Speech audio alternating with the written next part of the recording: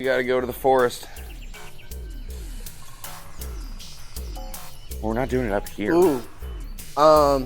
Here's a dumb suggestion. What's that? How about we both light up a cigarette before we start talking?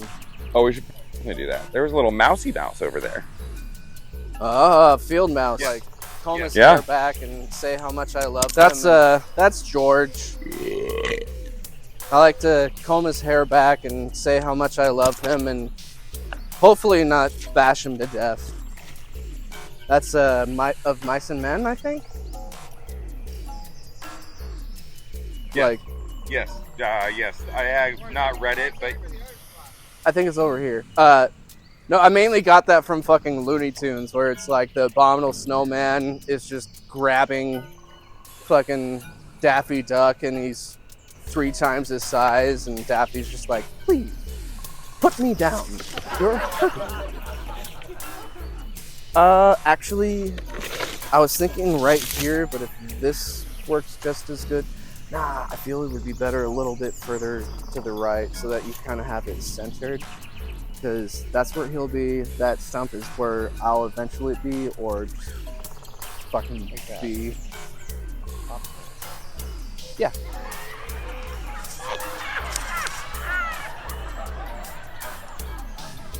I might actually just kind of hold this up to the guitar while he plays, and then I can put it back on later, so that way we get a little bit more of like a...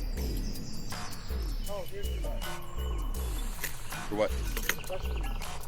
Oh, you got some questions. Okay. Here, where'd the tiny one go? Oh, where's the tiny one?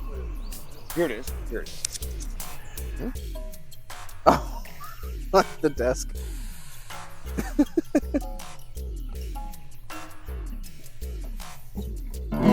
Oh, it's in drop D. You're gonna have to tune it, or? A little bit. Yeah.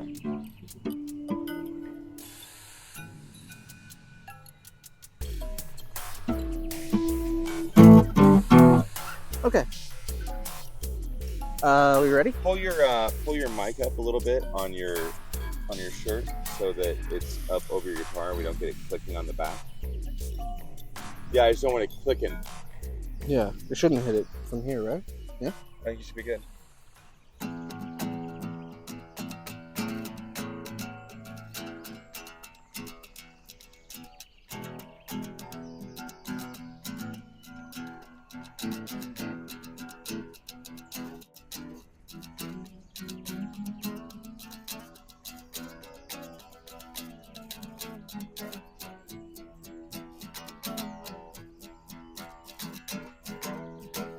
Can we do that again? Just one take, Jimmy. That was the song. That was Leaves by No, Abby Hazard. Let's do it one more time. We're gonna cut out the first one. Get your jollies out. All right.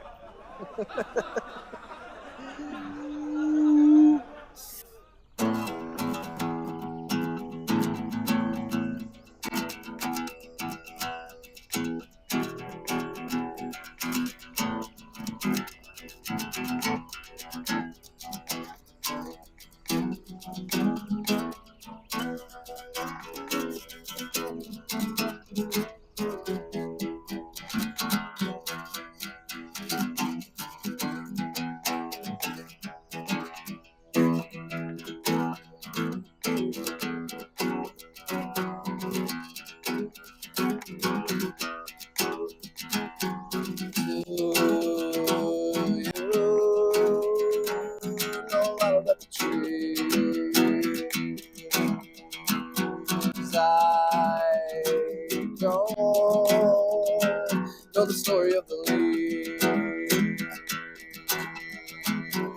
I don't am saying anything.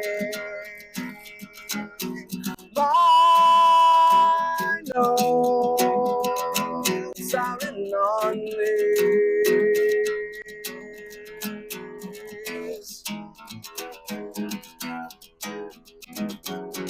My life was set in shambles, a foundation rebuilding. I'm just as short of perfect, which creates identity.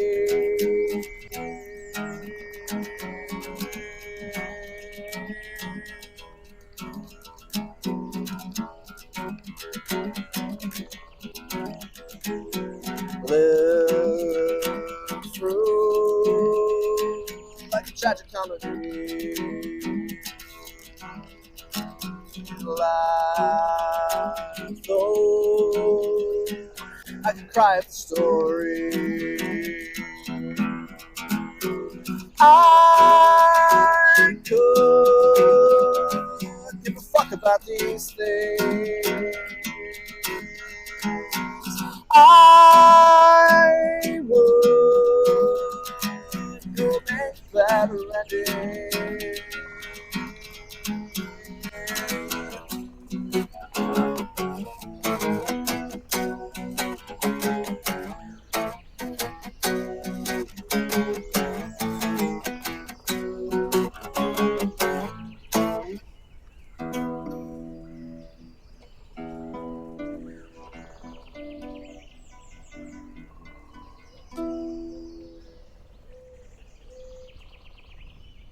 That's not the usual ending of that, but that's where we're headed.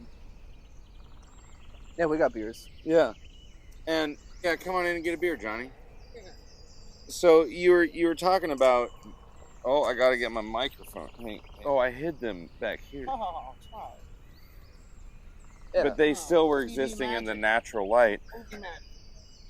Yeah, when it's outside of the frame, it becomes non-existent. We That's pick how up our peekaboo cigarette works. butts, and we pick these up. Yep. And we're done. Peekaboo works because Well, I don't think that song is about the trees so much as it is. I always really liked that one. What is it that you like about that one? It's the making a better ending. It's the understanding that you're flawed and that that's what brings beauty to like what it is to be someone. Yeah. And then I feel like you have more of a wish than a reality. Yeah. I feel in it. a certain sense where you're like, I don't give a fuck about these things, but you do, and I feel like it's like a wish that you didn't, more than it is like a reality that you actually don't give a fuck. Like you do give a fuck. Right. I mean, like I could give a fuck about these things, but I would make a better ending. And in saying I would, it's kind of speaking on the hypothetical of wishing, as you were saying. It's trying to focus on what would make one grow and, you know, persevere through any struggle that find its way into your life, which, you know, is kind of a part of life. Yeah. Happens all over the place. All right. Now that we've gone through that, what that song's about. I do love that song. I really do. It's one that like I'll like dig up out of. I'll listen to different versions of it sometimes because I've got like different versions of it like sitting around, you know, and I'll just go listen to them sometimes because I'm just like, he's singing in like a different way kind of here, and I know it's not what we landed on for the album that was put out, but it's kind of, I don't know. There's times where you say things a little differently, and there's almost like a different implication to the way you say it, and it's fun to listen to different versions for me. And I get that because I recorded it. Yeah, no, for anybody watching this who isn't us, don't pay me for my services. He's been unpaid as a producer. For Happy Hazard. And we did that by making him an unofficial part of the band until he decided, what the fuck are you guys doing to me? But then I was like, I'll just be the producer. Record whatever you want. and eventually I'll figure out some fun stuff to do if you guys are still playing shows, and I'll do some fun stuff. Right. Let's But have it's a very okay. good thing that, I mean, I'm glad that you enjoy it. It's something that I've picked up from my experience as an actor, at least on the stage, where, especially when you're doing stage acts, you're doing the same thing fucking over and over. Like, Yeah. it's not like a film where somebody goes and sees it and has the same product every single time. Like, it's supposed to be different. Right. And if you're a good actor, you are letting that live through your performance. If you're just doing the same thing over and over, it kind of dies, becomes stagnant. It's not artistically viable in a sense. Right.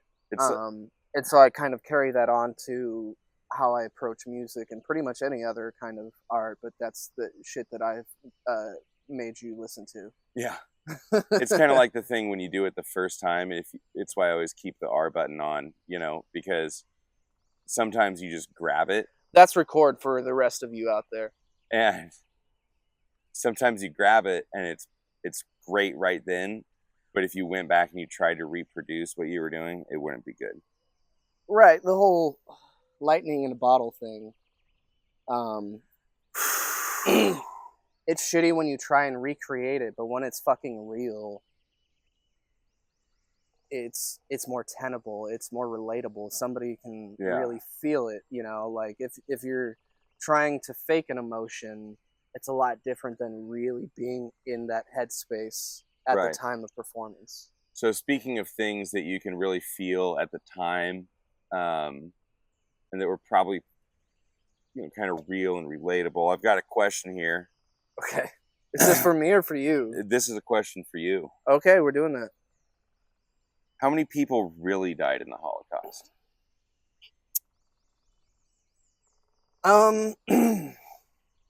Really, the thing with the Holocaust is how many people died is really relative to what your definition of people is. Because if you don't consider Jews people, you're probably a Nazi. Right. And no lives were lost. Next question. If we need to clarify, if you are a Nazi, then no lives were lost. But I am not a Nazi, and that's I think good that to know. Jewish people should be because this would have been the last episode until their death. That point is probably legitimate for them to not be alive, but until then, keep them heart rates up. What if God smited you actively? So an active, I feel like that's an active, ongoing smiting. What is that like? That'd be quite a job, or some biblical people might say that's quite a job. I feel like at least he cares about you. He's paying so much attention.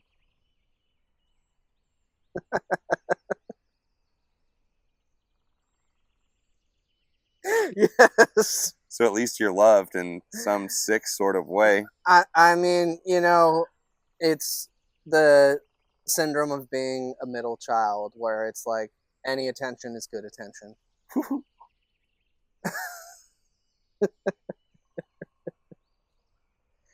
Next question.